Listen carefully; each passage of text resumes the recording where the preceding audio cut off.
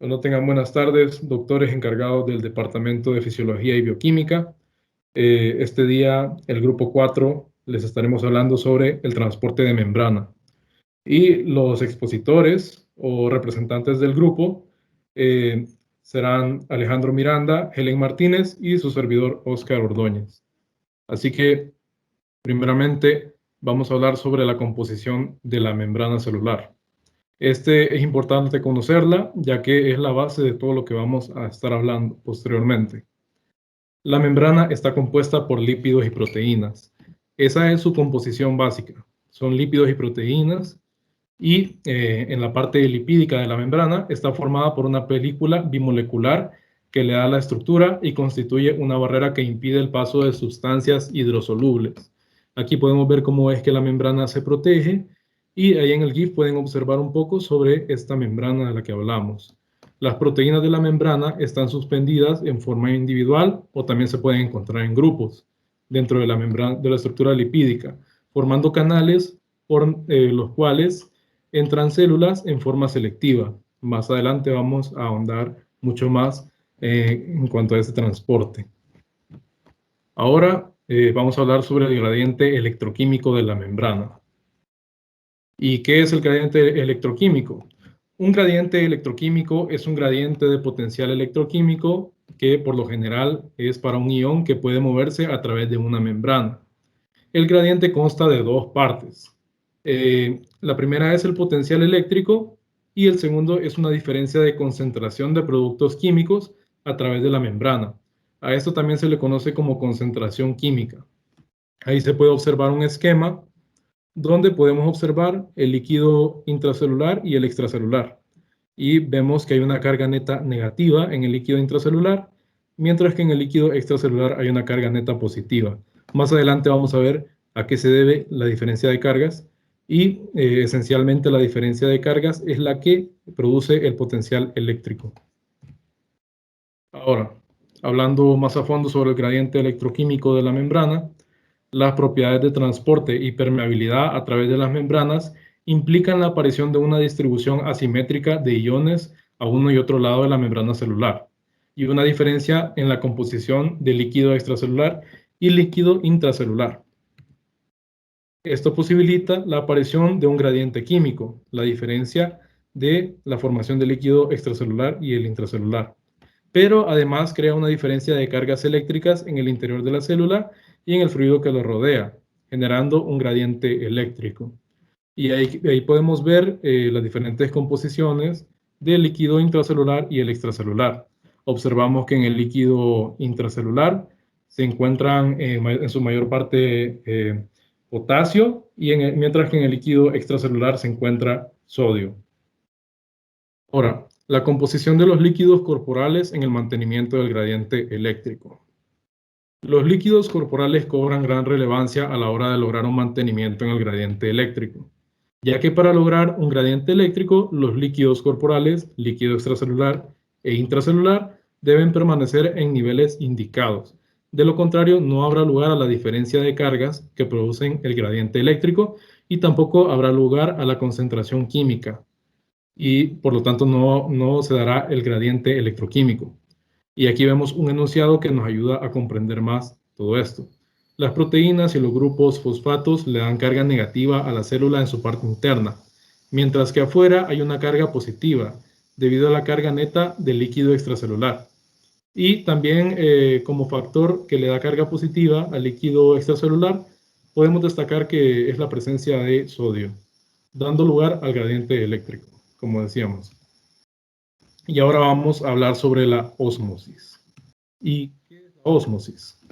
La ósmosis es la difusión neta de agua a través de una membrana con permeabilidad selectiva, desde una región con una concentración alta de agua a otra que tiene concentración baja. Esta es la definición que nos proporciona el libro de Guyton.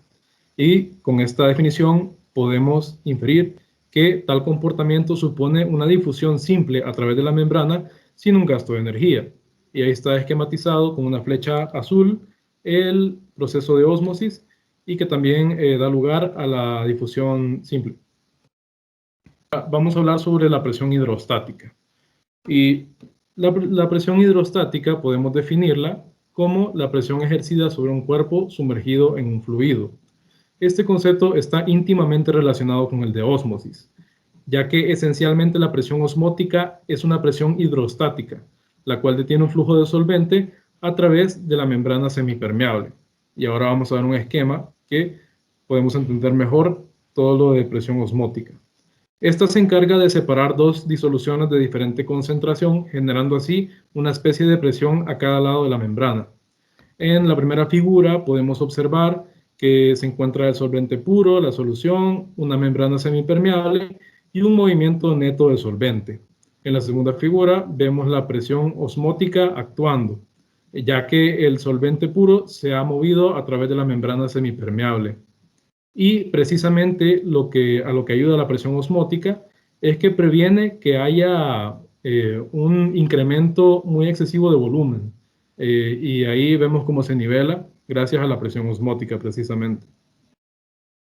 Osmolaridad, osmolalidad y tonicidad. Voy a explicar estos conceptos. La osmolaridad es la concentración total de osmoles por litro de solución. En cuanto a la osmolalidad, es la concentración total de osmoles por kilogramos de agua. Esto en el cuerpo humano se ocupa usualmente osmolaridad y no tiene mucha diferencia entre el uno y el otro. En todo caso, la tonicidad es la capacidad de una solución extracelular de mover agua mediante ósmosis. Siguiendo está el medio hipotónico, medio hipertónico e isotónico. En el isotónico, la concentración de soluto y de agua van a ser similares. Entonces, la célula va a estar en su medio hemostático. Luego, en el hipertónico va a haber demasiado soluto y muy poca agua, lo que va a hacer que se arrugue la célula. En el hipotónico va a haber muy poco soluto y mucha agua, lo que va a hacer que se hinche la célula y esta puede estallar. En todo caso, el medio isotónico es el medio ideal para la célula. En cuanto al transporte activo, bomba sodio-potasio, ATPasa, esta es un método de transporte activo en el cual se transportan 3 iones de sodio del interior de la célula y 2 iones de potasio del exterior mediante proteínas de transporte. Y esto necesita de la energía ATP para que funcione, ya que va contra el gradiente. 3 iones de CO salen y 2 iones de potasio entran. Y esto realiza una función de vigilancia continua del mantenimiento del volumen celular normal. Es decir, es la que mantiene la homeostasis en la célula. Y también sirve para darle su potencial de membrana. Cotransporte y contratransporte. El cotransporte es el transporte de sustancias muy concentradas al interior celular como los aminoácidos y la glucosa, cuya energía requerida para el transporte deriva del gradiente de concentración de los iones sodio de la membrana celular.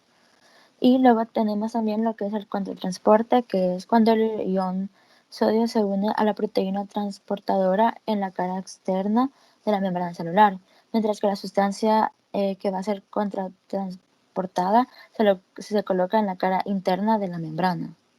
El cotransporte de glucosa con iones de sodio, expresado por las células en el intestino delgado y en los túbulos próximos renales, median el transporte activo de la glucosa contra un gradiente electroquímico.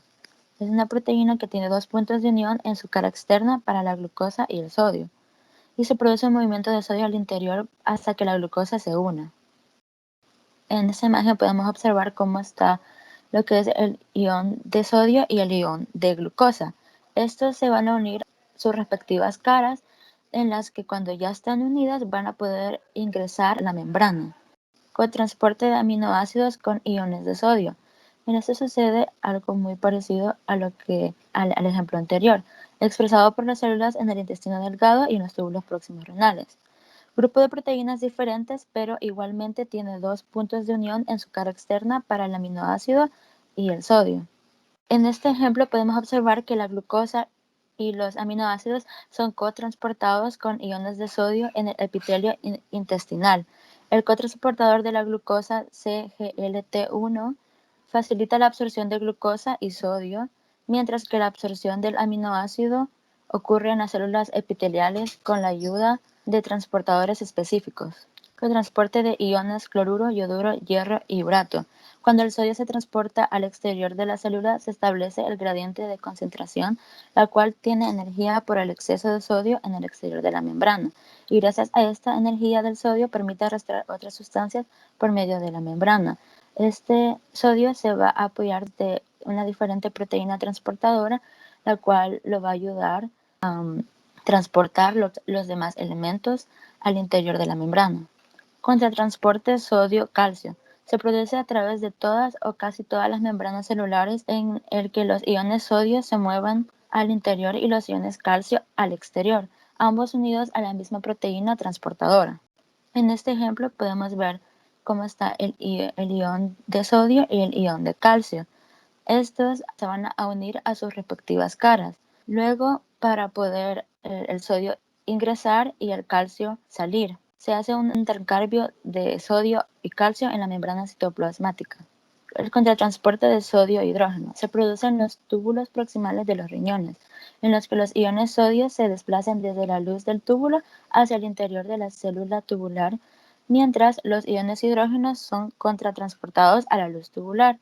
Aquí los iones de sodio, como dice, se van a desplazar desde la luz, desde el exterior, hacia el interior.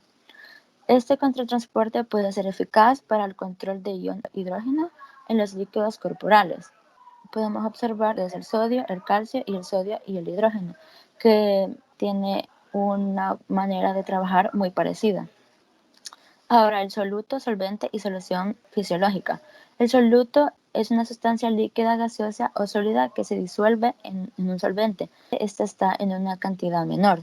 El solvente es una sustancia química que es capaz de disolver un soluto, como por ejemplo el agua. Esta está en una cantidad mayor. Y la solución fisiológica salina esterilizada utilizada para hacer perfusiones. Ahora tenemos las soluciones fisiológicas y su clasificación. Tenemos lo que es el cristaloide isotónico, el cristaloide hipertónico y el cristaloide hipotónico. Podemos ver que la solución salina normal se clasifica en cristaloide isotónico, la solución mixta en cristaloide hipertónica, la dextrosa al 5% en cristaloide isotónica, la dextrosa al 10% en cristaloide hipertónica, la dextrosa al 50% en cristaloide hipertónica, el hiposal a cristaloide hipotónica y la solución Hartmann a cristaloide isotónica. Las soluciones fisiológicas utilizadas en humanos. Está el liposalino al 0.45%, que es una composición de sodio y cloro. Se ocupa para la corrección progresiva de acidosis diabética y coma hiperosmolar no acetoacidoso. La solución fisiológica al 0.9, que está compuesta por sodio y cloro, se ocupa para la corrección en déficit de líquido extracelular en presencia de hiposodio, la falta de sodio, y alcalosis metabólica. También para la corrección de shock hipovolémico. La solución salina hipertónica, composición de sodio y cloro, sirve para la corrección de hiponatremia hipotónica e isovolémica. La glucosalina isotónica, que es una composición de sodio, cloro y dextrosa, se ocupa para postoperatorio con aporte de glucosa, agua libre y poca cantidad de sodio. El Ringer lactato está compuesto por sodio, cloro, calcio, potasio y lactato. Su indicación es para shock hipovolémico y sustituto de volumen plasmático. La dextrosa al 50% se ocupa para corrección de hipoglucemia y nutrición parenteral central.